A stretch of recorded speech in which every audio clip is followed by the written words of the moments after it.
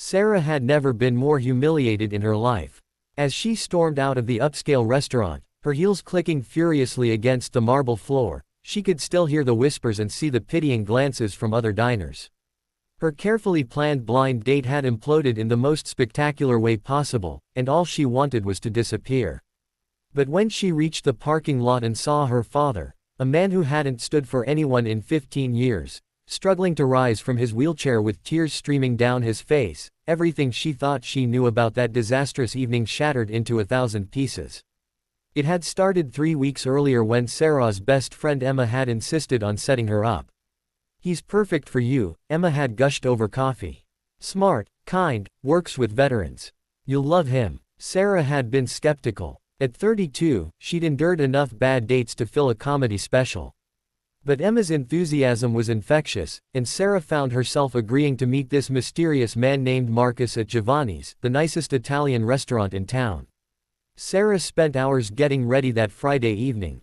She chose her favorite navy dress, the one that made her feel confident and beautiful. Her father, James, had watched from his wheelchair in the living room, a knowing smile on his weathered face. "You look lovely, sweetheart," he'd said, his voice carrying that familiar warmth that had comforted her through every disappointment and celebrated every victory since she was a little girl. "Thanks, Dad," she'd replied, kissing his forehead. "Wish me luck." "You don't need luck. Just be yourself." When Sarah arrived at Giovanni's, she spotted Marcus immediately. He was sitting at a corner table, and her heart sank. He wore a simple button-down shirt that had seen better days, khaki pants that were slightly too short, and scuffed shoes that looked like they came from a thrift store. His haircut was military precise but clearly done at a bargain chain salon. This was Emma's idea of perfect. Sarah plastered on a polite smile and approached. Marcus stood immediately, his posture ramrod straight, and extended his hand. "Sarah, I'm Marcus. It's really nice to meet you." His handshake was firm, his smile genuine, but Sarah couldn't get past the disappointment. She'd hoped for someone more polished. Someone who fit into her world of corporate lunches and charity galas. Someone who looked the part. The evening went downhill from there. Marcus was kind and attentive, asking thoughtful questions about her work as a marketing executive and listening intently to her answers.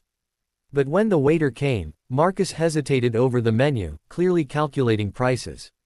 He ordered the cheapest pasta dish and water. Sarah felt her cheeks burn with embarrassment.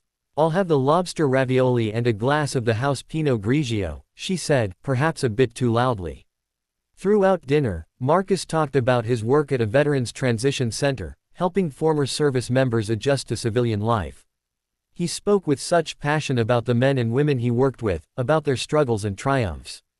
Sarah barely listened. She was too busy noticing how his collar was slightly frayed, how he carefully avoided ordering anything expensive, how he seemed so utterly out of place in this elegant restaurant. When the check came, Marcus reached for it immediately. "Please, let me get this," he said. Sarah watched as he pulled out a worn wallet and counted out bills carefully. She felt a surge of something, pity mixed with contempt mixed with acute embarrassment. This was supposed to be her perfect match. A man who had to count out cash for a dinner date. "You know what?" Sarah said, standing abruptly. "I don't think this is going to work out. Thanks for dinner." She didn't wait for his response. She grabbed her purse and walked out, her chin held high, ignoring the confused look on Marcus's face. As she pushed through the restaurant doors, she heard someone chuckle, probably at the spectacle she'd just created. Her face burned hotter. But then, in the parking lot, she saw her father's van. James was there, in his wheelchair on the accessible lift, apparently having just arrived. Sarah's irritation flared again. "Dad, what are you doing here? I told you I'd get a ride home." Her father wasn't looking at her. His eyes were fixed on the restaurant entrance, and his expression was one she'd never seen before: shock, reverence, something approaching awe. She turned to see Marcus walking out, probably heading to whatever beat-up car he drove. And then her father did something impossible. James gripped the arms of his wheelchair and, with tremendous effort, began to push himself up. Sarah gasped. Her father hadn't stood in 15 years, not since the accident that had left him paralyzed from the waist down. Doctors had said he'd never walk again. But he was standing, shaking, Tears streaming down his face, James stood and raised his right hand in a crisp military salute. "Captain Rodriguez," he whispered, his voice breaking. "Sir." Marcus stopped dead in his tracks. His eyes widened as he recognized James. "Sergeant Hayes." He rushed forward. "Sir, please, sit down. You don't need to." "Yes, I do," James said firmly, holding the salute even as his legs trembled. "I owe you my life, Captain. I owe you everything." Sarah stood frozen, her mind reeling. "Captain." Her father had been a sergeant in the army before his accident, but he never talked much about his service. Marcus gently took James's arms, helping him back into the wheelchair. "James, you don't owe me anything. We were a team. That's what we do." "My daughter," James said, looking at Sarah with eyes full of emotion she couldn't quite read. "This is my daughter, Sarah." "I know," Marcus said quietly. "That's why I agreed to the blind date. When Emma mentioned your last name, I wondered. But I wasn't sure until I saw you. You have his eyes." Sarah's voice came out as barely a whisper. "I don't understand." Her father reached out and took her hand. "Sweetheart, Marcus saved my life. We were in Afghanistan, our convoy hit an IED.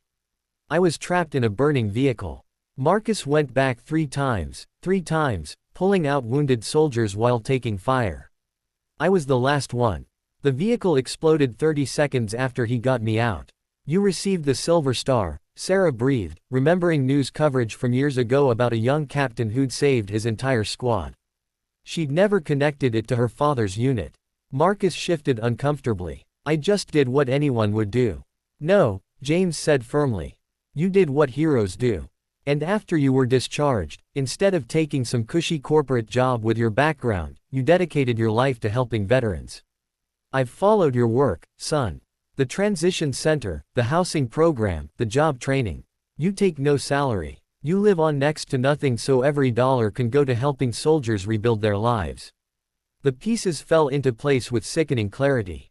Marcus's cheap clothes, his careful budgeting, his modest meal order, none of it was because he lacked ambition or success. It was because he'd chosen a different kind of wealth. The kind measured in lives changed and dignity restored. Sarah felt like she might be sick.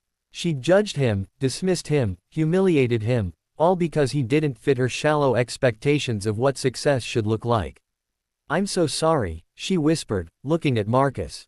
"I didn't know. I didn't understand." Marcus met her eyes with surprising kindness. "How could you? We just met. But I should have. I judged you without." Her voice broke. Her father squeezed her hand. "Sarah, I raised you better than to measure a person's worth by their wallet or their wardrobe. I thought I taught you that what matters is here." He tapped his chest. "And here." He pointed to his head. "And most importantly, in how we treat others." Sarah nodded, unable to speak past the lump in her throat. Marcus knelt beside her father's wheelchair. "James, I'm glad you're doing well. It's been an honor to see you again. And Sarah," he turned to her, "no hard feelings. I hope you find what you're looking for." As he turned to leave, Sarah found her voice. "Wait, please. Could we start over? Maybe coffee sometime. I'd really like to hear about your work. About who you really are." Marcus paused, studying her face. Whatever he saw there must have satisfied him because he smiled. A real smile this time, warm and genuine. "I'd like that. But only if you promise to be honest about who you really are too." Sarah laughed through her tears. "Deal. Fair warning though, who I really am is apparently someone who has a lot to learn about what really matters." "Then we'll learn together," Marcus said simply. 3 months later, Sarah sat in her father's living room, watching him trade war stories with Marcus over coffee. She'd traded several corporate clients to volunteer at Marcus's Veterans Center, using her marketing skills to help with fundraising and outreach. She'd discovered a passion she never knew existed and a purpose deeper than quarterly earnings reports. And she'd discovered Marcus, the real Marcus. A man whose quiet strength came from service, whose wealth was counted in grateful handshakes and lives rebuilt, whose true character shone brightest in how he treated those who could do nothing for him in return. Her father caught her eye and winked. She smiled back, grateful for the lesson she'd almost missed, grateful for a second chance, and grateful most of all for the day her blind date walked out laughing, right into the truth about what really matters in this life.